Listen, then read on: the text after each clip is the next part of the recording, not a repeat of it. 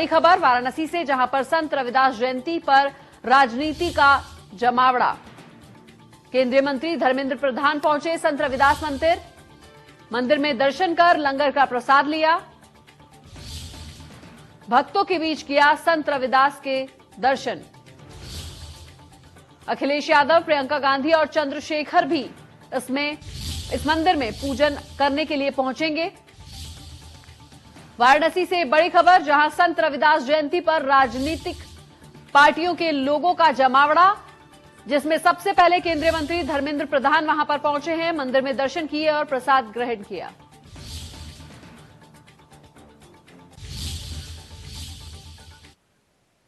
इसी खबर पर ज्यादा जानकारी के लिए हमारे साथ हमारे संवाददाता डॉक्टर संतोष ओझा हमारे साथ लाइव जुड़ गए हैं। संतोष, क्या कुछ जानकारी? अब सबसे पहले वहां पर धर्मेंद्र प्रधान पहुंच गए हैं।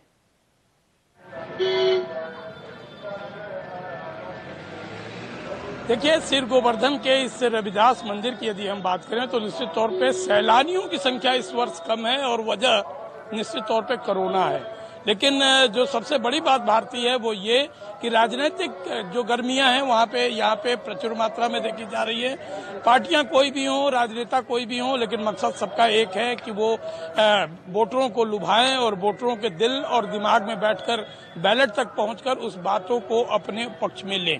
हाल फिलहाल की बात करें तो धर्मेंद्र प्रधान, केंद्रीय पेट्रोलियम मंत्री, अभी थोड़े देर पहले यहाँ पे आए, दर्शन पूजन किए, शीश नवाए और प्रसाद ग्रहण करने के बाद लगभग 22 मिनट मंदिर में रहने के बाद वापस चले गए। अगला जो चरण है वो चंद्रशेखर का आता है, भीम आर्मी के चीफ का आता है। वो लगभग थोड़ी देर में यहाँ पहुंचने वाले हैं, वो भी शायद यही कुछ करेंगे। लेकिन कुल मिला के यदि बात किया जाए, चाहे वो प्रियंका हो या फिर अखिलेश हो, सपा हो या कांग्रेस हो या फिर दूसरी पार्टियां हो, सबका मकसद एक है कि निश्चित तौर पे संत के बहाने अपनी राजनीति को चरम पे देना, अपने राजनीति के गति देना और राजनीतिक गतिविधियों के इस डोर को मतदाताओं से कनेक्ट करके अपने वोटों को अपनी ओर शामिल करना है। स्वाभाविक सी बात है कि जो रविदास हैं, ये दलितों के नेता माने जाते हैं। खुद भी ये एक दलित थे और स्वाभाविक सी बातें हैं कि दलितों को साधने के लिए शायद इससे अच्छा स्थान इन नेताओं को नहीं मिलेगा। और यही वजह है कि पार्टियां जो हों, नेता जो हों, जैसा कि हमने पहले भी कहा, लेकिन जगह सिर्फ एक है और वो है रविदास मंदिर बनारस का, जहां पे न केवल नेताओं का तांता लगा हुआ है बल्कि बारी बारी सारे नेता आएंगे, शीश नवाएंगे, प्रसाद चखेंगे और सबसे बड़ी बात जो होगी वो ये कि इस माध्यम से संदेश इस बात को देंगे वोटरों को कि वो उनके हैं, वो उनके साथ रहने वाले हैं। और ऐसे में आज का दिन खास इसलिए क्योंकि संतोष जी, आज एक विशेष समुदाय को जरूर आकर्षित करने की कोशिश कर रहे हैं ये सभी नेता।